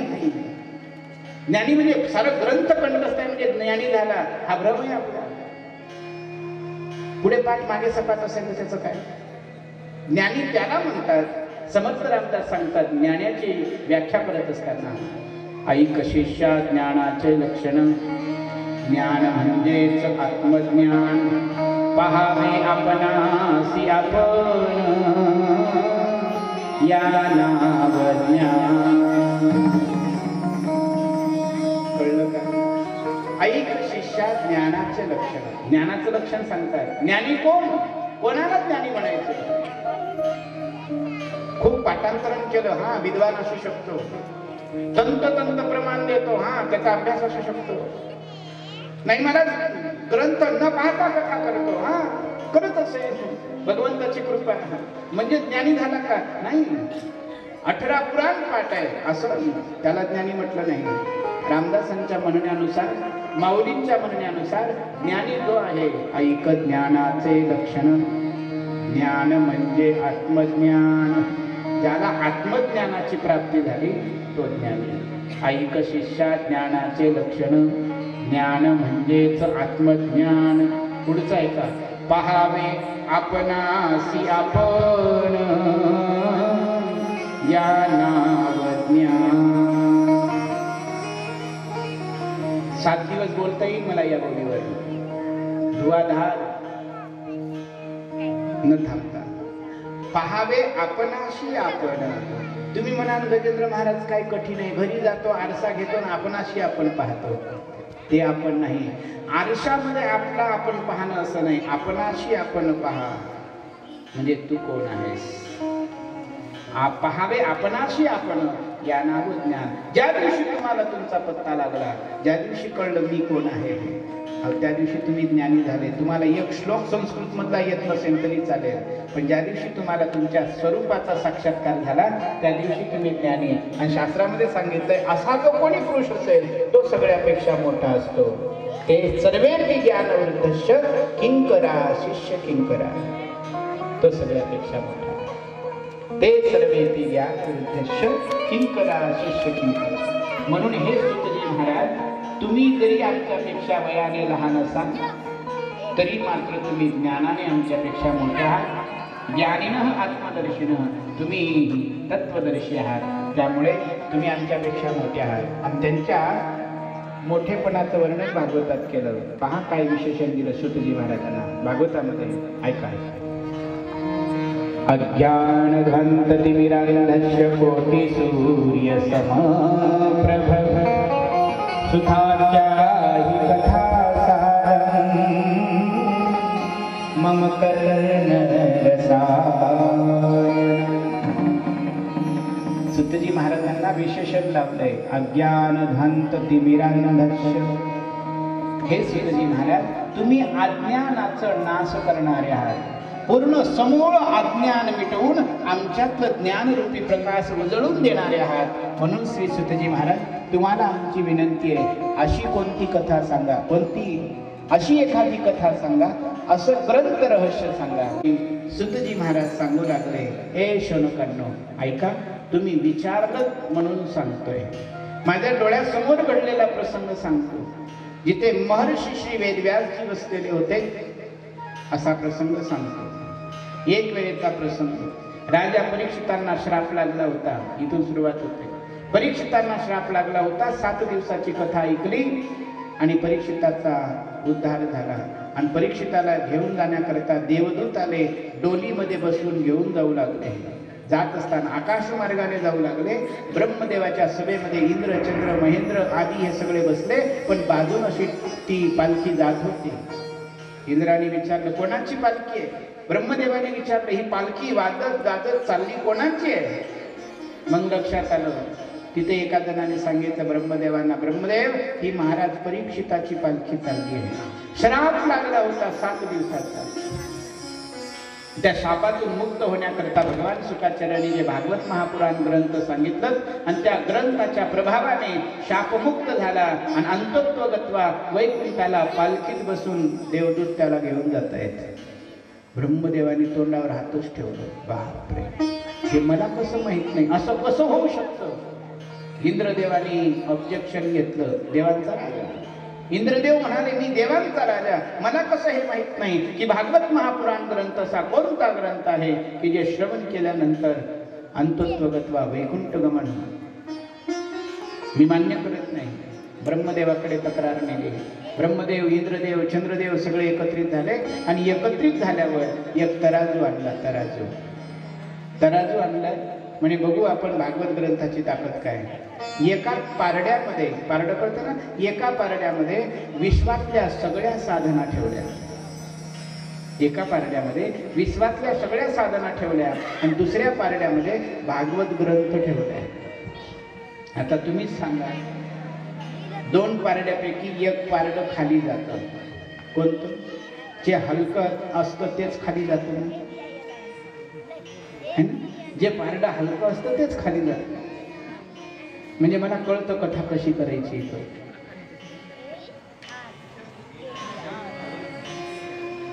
बरोबर आहे ना? बरेच जण म्हणते, बरोबर सांग, तुझ्या मनात आलं ते सांग. आता काय आटकली कुठे, जासली कुठे? ऐका ऐका, पहिला दिवस आहे, चिंता करू नका. असेच दररोज या. बाबा, जे पारडं जड आहे ते खाली जातं. कोणतं पारडं खाली गेलं? सगळ्या साधना होत्या ते पारडं वर आलं आणि श्रीमद भागवत नावाचं ग्रंथ असणारं पारडं हे खाली गेलं. हे भागवताची महिमा आहे. म्हणून याला ग्रंथ नाही, प्रत्यक्ष कृष्ण एव हे साक्षात भगवान गोपाल कृष्ण आहे. ग्रंथ नव्हे हा श्रीकृष्ण. ग्रंथ नाही, साक्षात भगवान श्रीकृष्ण आहे. आणि याचा महिमा अपरंपार आहे, अद्भुत आहे, व्यापक आहे, सर्वश्रेष्ठ आहे. जो कोणी सर्व भावे येतो शरण, जो मज होई अनन्य शरण, मी निवारी तयाचे जन्म मरण. जो अनन्य भावनेने शरण येतो, भगवान परमात्मा त्याचं जन्म मरण निवारण करतो. म्हणून श्रीमद भागवत गीता सांगत असताना सांगताय, सुतजी महाराज शौनकांना सांगतात, हा प्रसंग इंद्रदेवाचा मी स्वतः बघितला. आणि इंद्रदेवानी परीक्षा घेण्याकरता जेव्हा शुकदेवजी महाराज परीक्षितांना कथा सांगत होते ना, तेव्हा कथा ऐकायला स्वर्गातले देव येतात. दादा थोडा ऐकू कमी कर मला. स्वर्गातले देव खाली येतात आणि खाली येत असताना शुकदेवजी महाराज कथा सांगत होते आणि कथा सांगत असताना देवता आले. इकडे पहा, देवता नुसते आले नाही, कथा ऐकायला जात असताना रिकाम्या हाताने जाऊ नये. ऐका, कथा ऐकायला गेल्या रिकाम्या हाताने जाऊ नये, काहीतरी हातात घेऊन जावं. बाया म्हणतील, पहिले सांगितलं असतं तर मग आम्ही काही आणलं असतं, आज रिकाम्याच हाताने आलो. 2-2 मणी द्या तोडून गळ्यात. एका गावात असंच म्हटलं मी, बायालाही हुशार. मी व्यासपीठावरून उतरलो, खाली जाऊ लागलो, सगळ्या बाया पुढे आल्या. ते म्हणे, महाराज असं करा. मला वाटलं सोन्याचेच मणी देतात काही की. मी हात असं केलं, त्यांनी 2-2 नाही 5-5 मणी टाकले. मी म्हटलं हे कशाला? तुम्हीच म्हटलं ना म्हणे 2-2 मणी द्या. त्यांनी 2-2 नाही, इतक्या उदार अंतःकरणाच्या त्यांनी 5-5 दिल्या, पण काळे मणी दिल्या. काय करू त्याचे? असं विनोदाचा विषय सोडा. विनोद वजा करायचा, कथा तेवढी ध्यानात ठेवायची. बाप रिकाम्या हाताने येऊ नये असा सिद्धांत आहे. मग कसं झालं? स्वर्गातले देव अमृताचा कलश घेऊन आले. असा कलश भरून आणला अमृताचा, आणि शुकदेवाबरोबर डील करू लागले. शुकदेवांना म्हणतायत, शुकदेवजी जी तुम्ही श्रीमद भागवत कथा परीक्षितांना सांगत आहात म्हणे. हा, मग एक काम करा, परीक्षितांना कथा सांगतायत ती कथा आम्हाला सांगा, आणि हे स्वर्गाचं अमृत आहे ते परीक्षितांना पाजा. शुकदेवांनी देवतांना झिडकारून लावलं, बाजूला व्हा, परीक्षितांना विचारू द्या पहिले, कारण अधिकार त्याचा आहे. परीक्षिताला विचारलं, परीक्षित म्हणे काय सांग, तुला कथामृत पाहिजे का स्वर्गामृत पाहिजे? परीक्षित म्हणाला, पहिल्यांदा मला कथामृत आणि स्वर्गामृत याच्यातला फरक सांगा.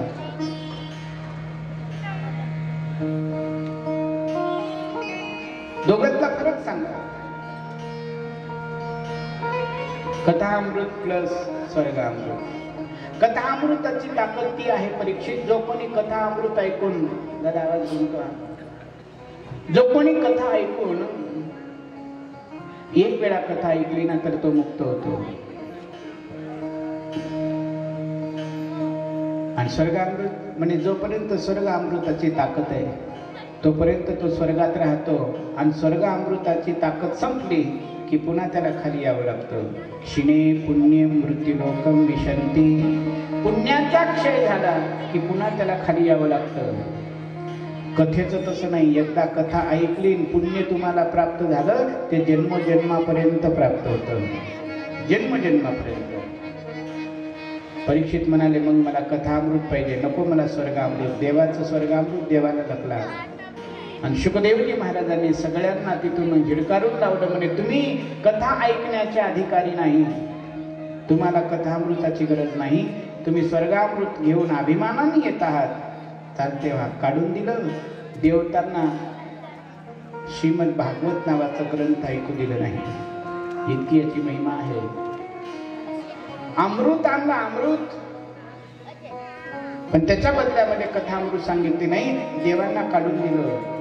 हा अधिकार वक्त्याचा असतो.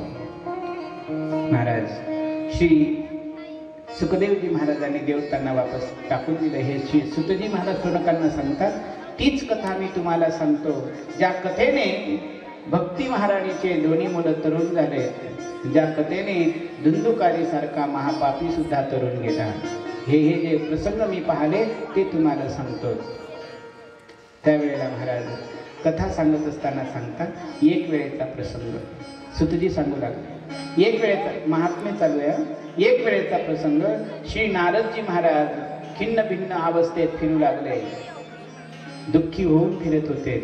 आणि दुःखी फिरत असताना श्री नारदजी महाराजांना सनकादिक मुनी भेटले. आणि सनकादिक भेटले. सनकादिकांनी नारदांना विचारलं, पाहलं, अहो ब्राह्मण दीनमुखी कुतचिंता तुरो भवा, त्वरितं गम्यते पुत्र का चिंता बलीयसी. नारदजींना पाहिलं. सनकादिकांनी विचारलं. सनकादिक म्हणतात, नारदजी तुम्ही साधू आहात, तुम्ही संत आहात, आणि साधूचा चेहरा हा मुखमलिन होणं योग्य नाही. साधूंच्या चेहऱ्यावर नेहमी स्मित हास्य असावं. साधूचा चेहरा हा उतरलेला नसावा. आणि तुमचा चेहरा उतरलेला दिसतोय. साधू आहात तुम्ही, काय झालं तुम्हाला? तुमचे किती काही जहाज तुमचे पाण्यात डुबलेत. तेव्हा नारदजी म्हणतात, साधू स्वतःच्या दुःखाने कधीच पीडित नसतो, पण साधूला समाजाचं दुःख सहन होत नसतं.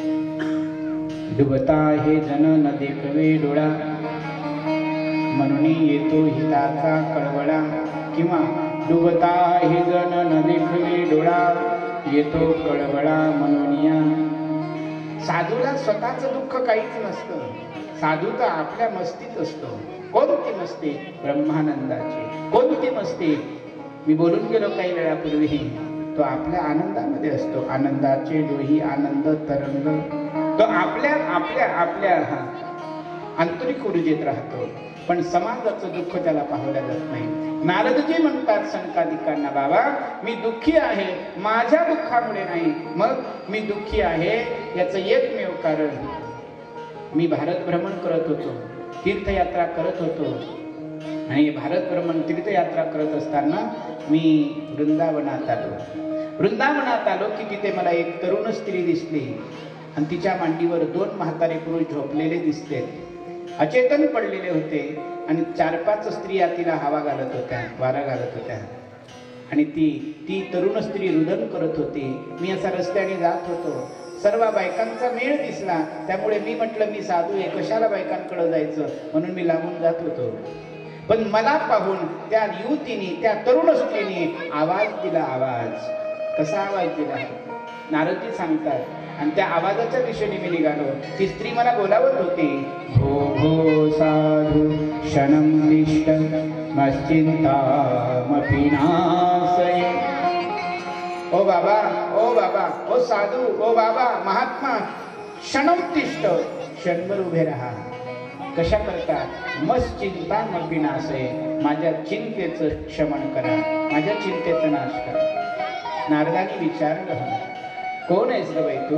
वृथा खेदयसे वाले, अहो चिंता तुरा कथा.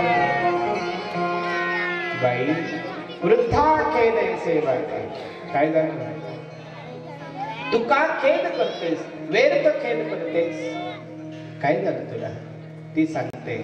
कोण आहेस तू म्हटल्यावर ती म्हणते, देवर्षी मी आहे, माझं नाव भक्ती आहे, माझं नाव भक्ती आहे. अहम भक्ती रीती ख्याती, माझं नाव भक्ती आहे. मी हे 2 माझे मुलं आहेत, ज्ञान आणि वैराग्य. महाराज मी सुद्धा भारत भ्रमण यात्रा करायला निघाली होती. भारत भ्रमणासाठी माझा जन्म द्रविड देशात झाला. उत्पन्ना द्रविडे साहम, मी उत्पन्न झाली म्हणजे माझा जन्म द्रविड देशात झाला. तिथून निघाली मी. कुठं आली? उत्पन्ना द्रविडे साहम. द्रविड देशातून फिरत आली, तेलंगणा, कर्नाटक, गुजरात. पण झालं काय, मी महाराष्ट्रात आली. आणि महाराष्ट्रामध्ये कुठं कुठं मला मान मिळाला, कुठं कुठं समाधान मिळालं. भागवतात वर्णन आहे महाराष्ट्राचं. उत्पन्ना द्रविडे साहम गुर्जरे जीर्णतांगता, क्वचिन क्वचिन महाराष्ट्रे गुर्जरे जीर्णतांगता. मी कर्नाटक आणि सगळ्या एरियात फिरत होती, प्रत्येक राज्यात गेले. पण महाराष्ट्रात आल्यावर मला कुठं कुठं सन्मान मिळाला. महाराष्ट्र हा भक्तिप्रधान राष्ट्र आहे महाराज. आजही त्याचं चिंतन केलं जातं पंढरपुरामध्ये. एकच टाळी झाली चंद्रभागे वाढवंटी,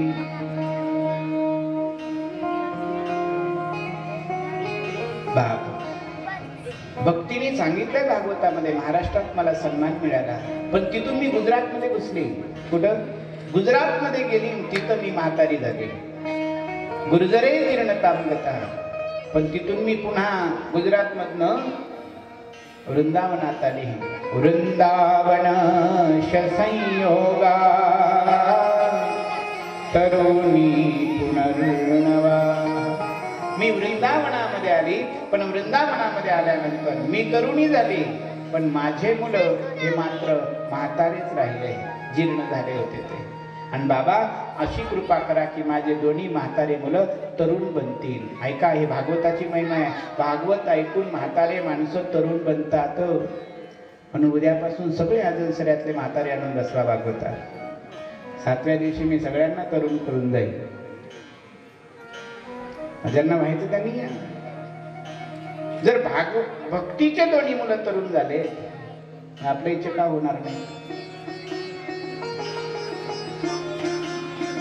सगळे गावात जाऊन चर्चा करा, म्हाताऱ्यांना सांगा, म्हाताऱ्यांना तरुण करणारा बाबा आलाय, म्हाताऱ्यांना तरुण करणारा बाबा आलाय. उद्या पोरं कमी, म्हातारे जास्त.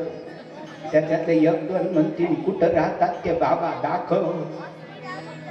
ते म्हणतील एवढ्या लवकर नाही मला वाटत. निश्चितच भागवतात आल्यावर बाबा तरुण होईल यात दुमत नाही. पण तो तरुण कसा होईल उद्याच्या कथेत पाहू.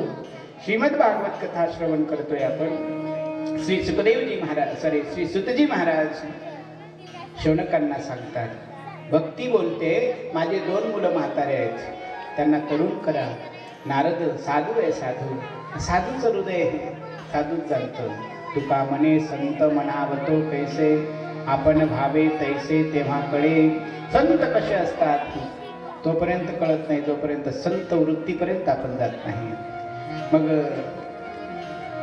श्री नारदजी महाराजांनी हातात पाणी घेतलं आणि त्यांच्यावर शिंपडलं. काही पर्याय झाला नाही. मग काय केलं, त्यांच्या कानामध्ये सांगू लागले. काय सांगतात काना? वेद वेदांत घोषैच गीता पाठे मुहुर्मुहु. वेद वेदांत कानामध्ये सांगू लागले. ते ऐकून फक्त जांभळी दिली त्यांनी, आ केलं, पुन्हा झोपले. नारदजींनी खूप प्रयत्न केले, अथक प्रयत्न केले, पण ते दोन्ही मुलं तरुण होत नाही. तेव्हा नारदजी चिंताग्रस्त झाले. कमंडलूतील पाणी घेतलं आणि पाणी हातावर घेऊन संकल्प केला, ए भक्ती देवी, जोपर्यंत तुझे मुलं तरुण बनणार नाही तोपर्यंत मी अन्नाचं पण सोड, पाणी सुद्धा प्राशन करणार नाही. हे साधूची व्याख्या आहे.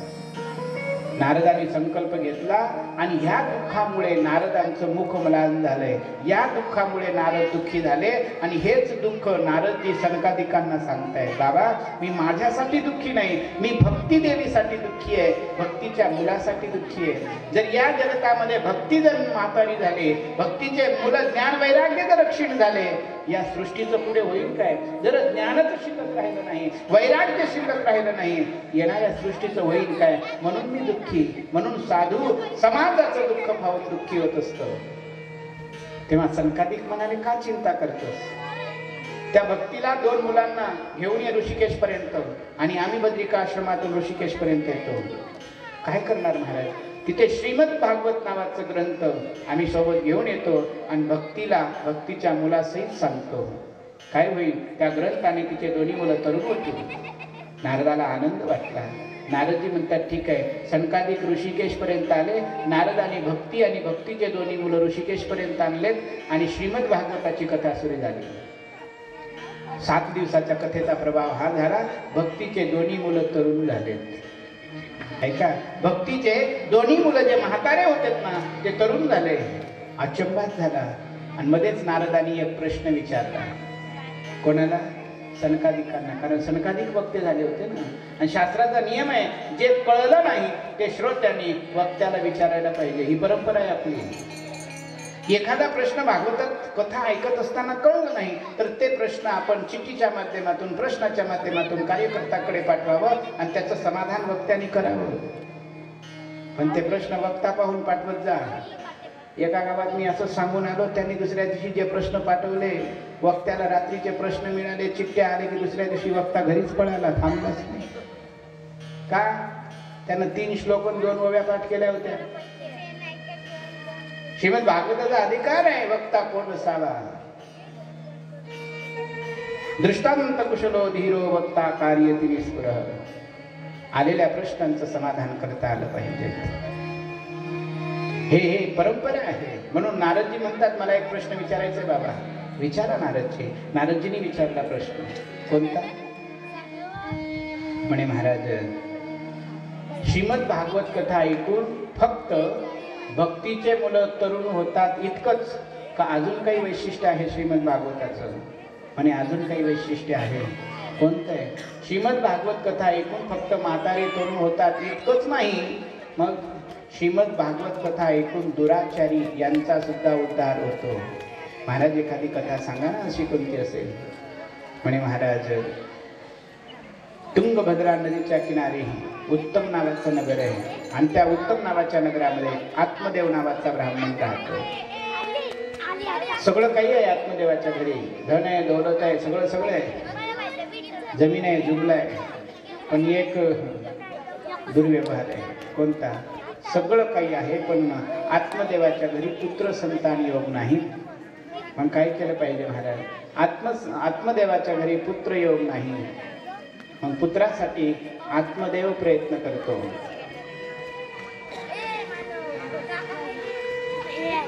आत्मदेव पुत्र प्राप्ती व्हावं म्हणून प्रयत्न करतो.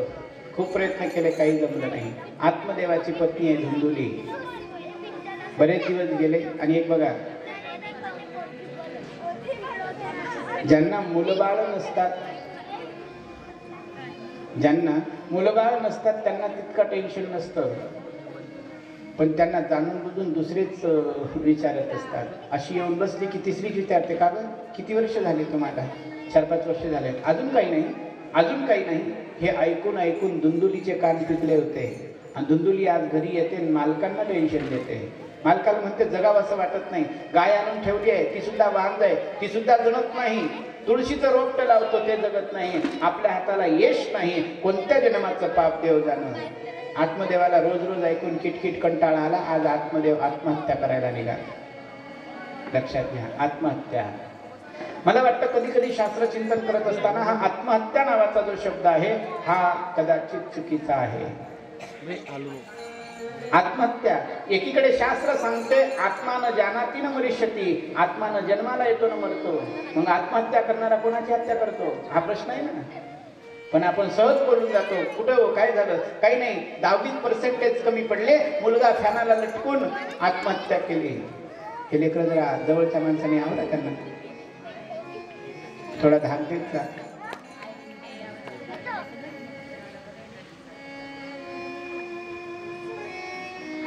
आत्महत्या हा शब्द जरी लिहिला, प्राणत्याग ठीक आहे, पण आत्महत्या, आत्मानं जानाती न मरिष्यती, आत्मानं जन्माला येतो न मरतो, मग त्याची हत्या कशी होऊ शकते.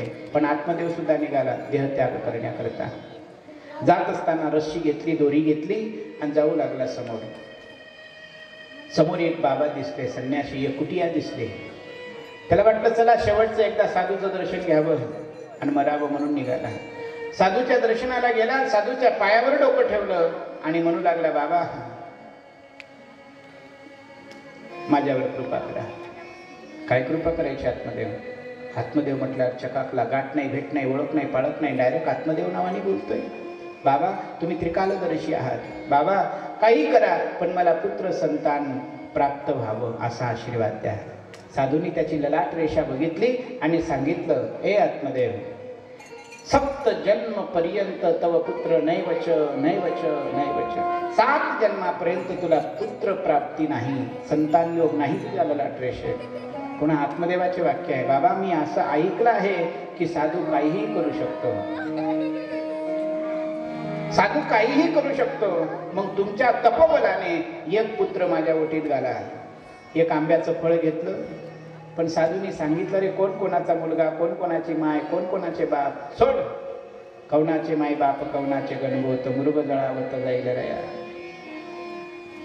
आत्मदेव म्हणाले, बाबा प्रवचन नका करू, मलाच प्रवचन जमतं, मी तुमचं प्रवचन ऐकायला आलो नाही. पुत्र पाहिजे मला, मुलगा पाहिजे. होत असेल तर मुलगा द्या, नाही तर निघालो मी आत्महत्या करायला. साधू कृपाळू असतात, कणवाळू असतात. कृपाळू कणवाळू दिनाला घेऊ धरणे, दिनाचा उद्धार करण्याकरता आलेले असतात. त्यांनी सांगितलं, ठीक आहे, हे बघ, हे आंब्याचं फळ घे, तुझ्या पत्नीला देऊन दे, काय होईल, मुलगा होईल. याने ते फळ घेतलं, घरी आला. ऐका, घरी आला, धुंदुली वाटच पाहत होते. धुंदुलीच्या हातात ते फळ दिलं, सांगितलं, काय वय फळ आहे नाही बाई, कशाचं? बाबांनी दिलं एका, काय होईल, पुत्र प्राप्त होईल तुला. आणि दिवाळीच्या सणाला तिची बहीण आली असं कदाचित तिच्या घरी.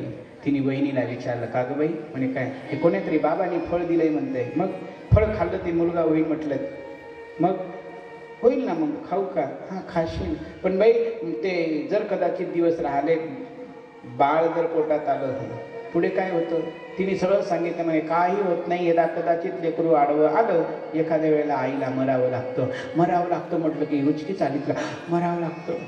आतापर्यंत हे बाबा तो बाबा, हे मंदिर ते मंदिर, सगळीकडे फिरून आली होती, मुलगा पाहिजे मुलगा. आता साधूनी कृपा केली की मग तयारी दाखवली नाही. बाई मरायचं असेल तर मग मुलगा नसलेला बरं, यदा कदाचित माझंच बाळ आडवा येईन आणि मलाच मरायचं काम पडेल, त्यापेक्षा नसलेलं बरं. पण भाऊजींनी फळ दिलंय आणून, बापूंनी, याचं काय करू? ती म्हणाली, एक काम कर, तुझ्या घरी खायला खूप आहे पण खाणारं कोण नाही, हा देवाचा करिश्मा आहे ना. काही ठिकाणी खायसाठी खूप असतं पण खाणारं कोणी नसतं, आणि काही ठिकाणी खाणारे भरपूर असते पण खायसाठी काही नसतं.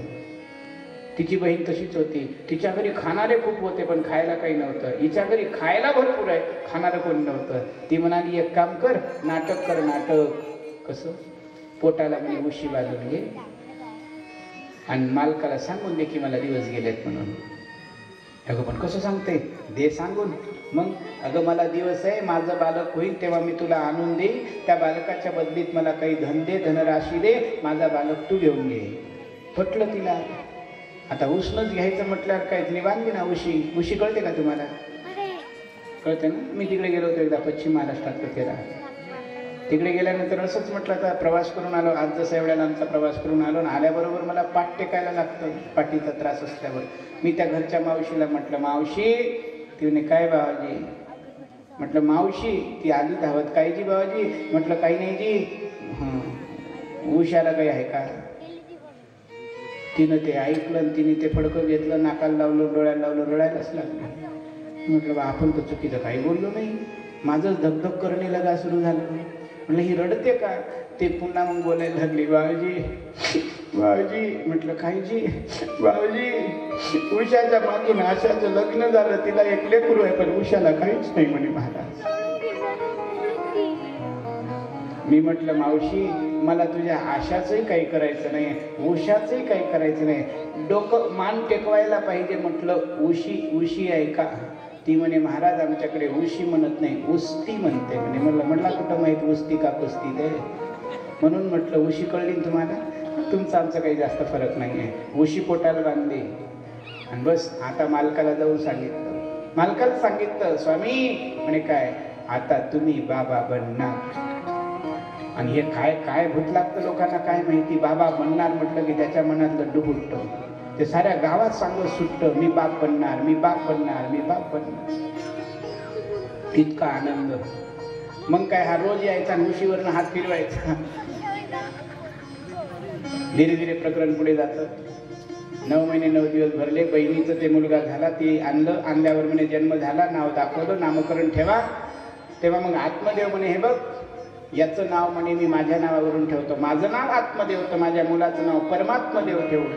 धुंदुली म्हणाली वा जीवा, 9 महिने 9 दिवस पोटात आम्ही वागवायचं, नाव तुमच्या नावावरून ठेवायचं अजिबात नाही, माझ्या नावावरून ठेवते. माझं नाव धुंदुली तर माझ्या पोराचं नाव धुंदुकारी राहील. आत्मदेव म्हणे मोठी मान तू धुंदुकारी ठेव, काय ठेवायचं ते ठेव. पण जे आंब्याचं फळ होतं ते गाईला खाऊ घातलं होतं. कर्मधर्म योगाने त्या गाईला एक सुंदर मुलगा झाला आणि त्याचं नाव आत्मदेवाने गौकर्ण ठेवलं. का? कारण तो पूर्ण मनुष्याच्या मुलासारखा होता आणि कान फक्त त्याचे गाईसारखे होते, म्हणून त्याचं नाव गौकर्ण ठेवलं. बोलिये गौकर्ण महाराज की. आता धीरे धीरे दोन्हीही मुलं एकाच घरात राहू लागले ना. गाईचा आहे तरी आत्मदेवाच्याच वाट्याला आला आणि तो स्वतःचा तर आहेच. दोन्ही मुलं मोठे होऊ लागले. म्हणतात ना बाळाचे पाय पाळण्यात दिसतात. असं काय का तुमच्याकडे? असं का? आजकाल बाळाचे पाय पाळण्यात दिसत नसतात. आजकाल बाळाचे पाय पानटपरीत दिसत असतात. थोडा मोठा झाला की जाऊ दे चला. धुंदुकारी आणि गौकर्ण दोघे मोठे होऊ लागले. पण परिणाम हा झाला, गौकर्ण पंडितो ज्ञानी धुंदुकारी महाखला. गौकर्ण हा पंडित निघाला आणि धुंदुकारी दृष्ट निघाला. धुंदुकारीला नाही ते व्यसन लागले आणि गौकर्ण हा विद्वान बनला. अतिशय सुंदर विद्वान बनला गौकर्ण. गौकर्णाची आणि धुंदुकारीची अवस्था काय होते हे उद्याच्या कथेमध्ये पाहू. आज याच ठिकाणी वाणीला पूर्ण विराम देऊ. उद्या सकाळच्या सत्रामध्ये किती माझा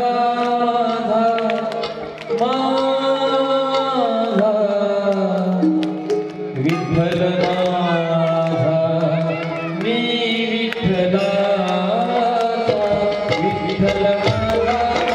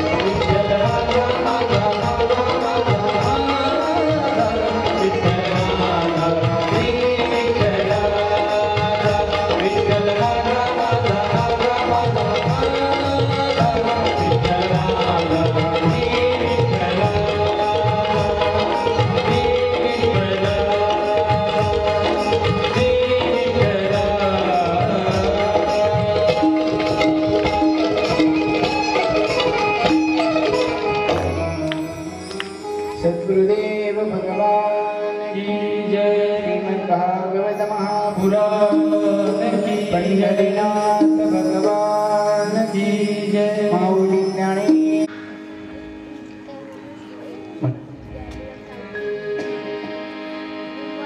श्री भागवत भगवान की है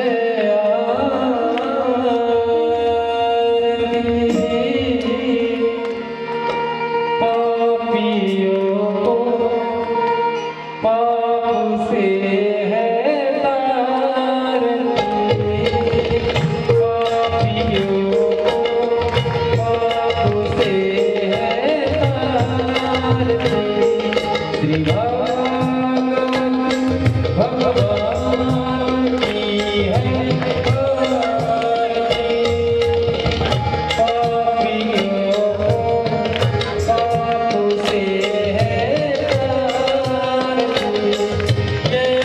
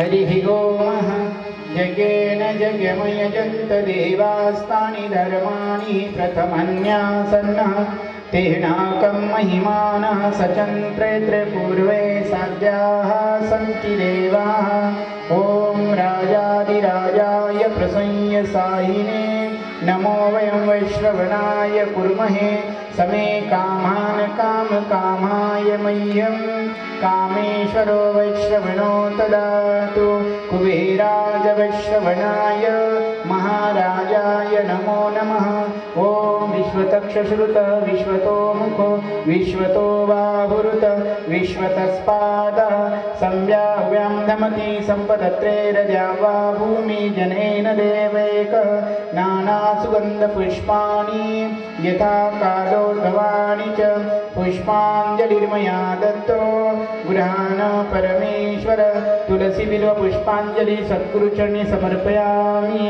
सद्गुरुदेव भगवान की जय भागवत महापुराण की गोपाल कृष्ण भगवान की जय साधु संतन की जय धर्म की जय हो अधर्म का नाश हो विश्व का कल्याण हो प्राणियों में सद्भावना हो हत्या बंद हो माता की जय गंगा मैया की जय छत्रपति शिवाजी महाराज की जय धर्मवीर संभाजी महाराज की जय भारत माता की जय भारत माता की जय स्मरण होईल मी मंडपाच्या बाहेर गेल्याशिवाय कोणी बाहेर पडणार नाही. खाली बसा. उद्या ठीक ठरल्या वेळेवर कथा प्रारंभ होईल. जास्तीत जास्त संख्येने यायचे.